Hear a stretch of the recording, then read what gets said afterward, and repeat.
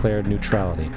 However, under the surface, the U.S. administration was looking for any excuse it could find to enter it.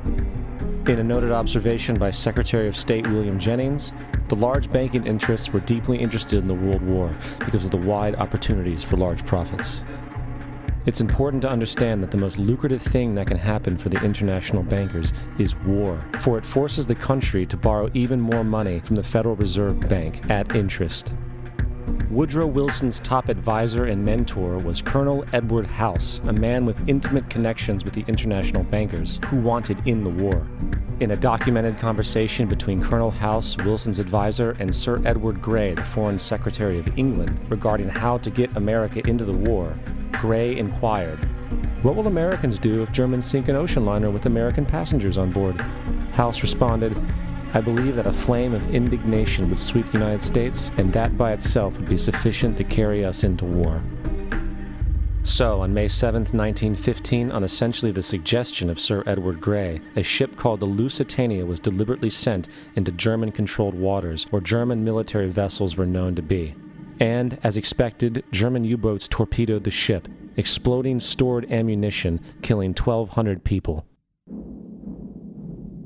To further understand the deliberate nature of this setup, the German embassy actually put advertisements in the New York Times telling people that if they boarded the Lusitania, they did so at their own risk, as such a ship sailing from America to England through the war zone would be liable to destruction. In turn, and as anticipated, the sinking of the Lusitania caused a wave of anger among the American population, and America entered the war a short time after. The First World War caused 323,000 American deaths. J.D. Rockefeller made $200 million off of it. Not to mention the war cost about $30 billion for America, most of which was borrowed from the Federal Reserve Bank at interest, furthering the profits of the international bankers. World War II. On December 7, 1941, Japan attacked the American fleet at Pearl Harbor, triggering our entry into that war. President Franklin D. Roosevelt declared the attack was a day that will live in infamy. A day of infamy indeed, but not because of the alleged surprise attack on Pearl Harbor. After 60 years of surfacing information, it is clear that not only was the attack on Pearl Harbor known weeks in advance, it was outright wanted and provoked. Roosevelt, whose family had been New York bankers since the 18th century, whose uncle Frederick was on the original Federal Reserve Board, was very sympathetic to the interests of the international bankers, and the interest was to enter the war, as we've seen, nothing is more profitable for international bankers than war. In a journal entry by Roosevelt's Secretary of War Henry Stimson, dated November 25, 1941, he documented a conversation he had with Roosevelt. The question was, how should we maneuver them into firing the first shot? It was desirable to make sure the Japanese be the ones to do this, so that there should remain no doubt as to who were the aggressors. In the months leading up to the attack on Pearl Harbor, Roosevelt had done almost everything in his power to anger the Japanese, showing a posture of aggression. He halted all of Japan's imports of American petroleum. He froze all the Japanese assets in the United States. He made public loans to nationalist China and supplied military aid to the British, both enemies of Japan in the war, which, by the way, is completely in violation of international war rules. And on December 4th, 3 days before the attack, Australian intelligence told Roosevelt about a Japanese task force moving towards Pearl Harbor. Roosevelt ignored it. So, as hoped and allowed, on December 7, 1941, Japan attacked Pearl Harbor, killing 2,400 soldiers. Before Pearl Harbor, 83% of the American public wanted nothing to do with the war. After Pearl Harbor, 1 million men volunteered for the war. It is important to note, Nazi Germany's war effort was largely supported by two organizations, one of which was called IG Farben. IG Farben produced 84% of Germany's explosives, and even the Zyklon B used in the concentration camps to kill millions. One of the unspoken partners of IG Farben was J.D. Rockefeller's Standard Oil Company in America. In fact, the German Air Force could not operate without a special additive patented by Rockefeller's Standard Oil.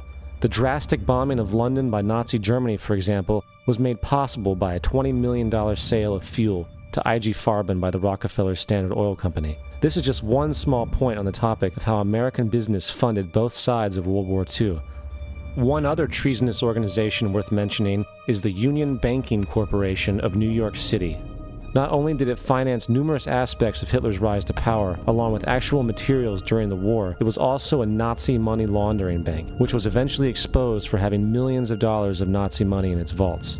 The Union Banking Corporation of New York was eventually seized for violations of the Trading with the Enemy Act.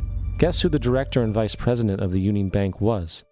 Prescott Bush, our current president's grandfather, and of course our former president's father.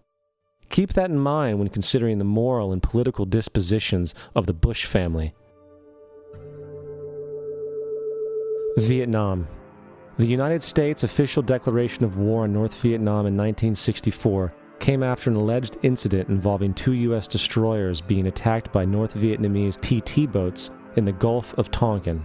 This was known as the Gulf of Tonkin incident. This single situation was the catalytic pretext for massive troop deployment and full-fledged warfare. One problem, however, the attack on the U.S. destroyers by Vietnamese PT boats never happened. It was a completely staged event to have an excuse to enter the war. Former Secretary of Defense Robert McNamara stated years later that the Gulf of Tonkin incident was a mistake, while many other insiders and officers have come forward, relaying that it was a contrived farce, a complete lie. Once in the war, it was business as usual. In October 1966, President Lyndon Johnson lifted trading restrictions on the Soviet bloc, knowing full well that the Soviets were providing upwards of 80% of North Vietnam's war supplies. Consequently, Rockefeller interests financed factories in the Soviet Union, which the Soviets used to manufacture military equipment and send it to North Vietnam. However, the funding of both sides of this conflict was only one side of the coin. In 1985, Vietnam's rules of engagement were declassified. This detailed what American troops were and were not allowed to do in the war. It included absurdities like North Vietnamese anti-aircraft missile systems could not be bombed until they were known to be fully operational. No enemy could be pursued once they crossed the border of Laos or Cambodia. And most revealing of all, the most critical strategic targets were not allowed to be attacked unless initiated by high military officials. Apart from these imposed ludicrous limitations, North Vietnam was informed of these restrictions and therefore could base entire strategies around the limitations of the American forces. This is why the war went on so long. And the bottom line is this: the Vietnam War was never meant to be won, just sustained. This war for profit resulted in 58,000 American deaths and 3 million dead Vietnamese. So, where are we now? September 11th was the jumpstart for what is now an accelerated agenda by the ruthless elite. It was a staged war pretext no different than the sinking of the Lusitania, the provoking of Pearl Harbor, and the Gulf of Tonkin lie. In fact, if 9/11 wasn't a planned war pretext, it would be an exception to the rule. It has been used to launch 2 unprovoked illegal wars, one against Iraq and one against Afghanistan. However, 9/11 was a pretext for another war as well, the war against you. The Patriot Act, Homeland Security, the Military Tribunals Act, and other legislations are all completely and entirely designed to destroy your civil liberties and limit your ability to fight back against what is coming. Currently in the United States, unannounced to most brainwashed Americans, your home can be searched without a warrant, without you being home. You can in turn be arrested with no charges revealed to you, detained indefinitely with no access to a lawyer, and legally tortured, all under the suspicion that you might be a terrorist. If you need a painted picture of what is happening in this country, let's recognize how history repeats itself. In February 1933, Hitler staged a false flag attack, burning down his own German parliament building, the Reichstag, and blamed it on communist terrorists. Within the next few weeks, he passed the Enabling Act, which completely eradicated the German Constitution, destroying people's liberties. He then led a series of preemptive wars, all justified to the German people as necessary to maintaining homeland security.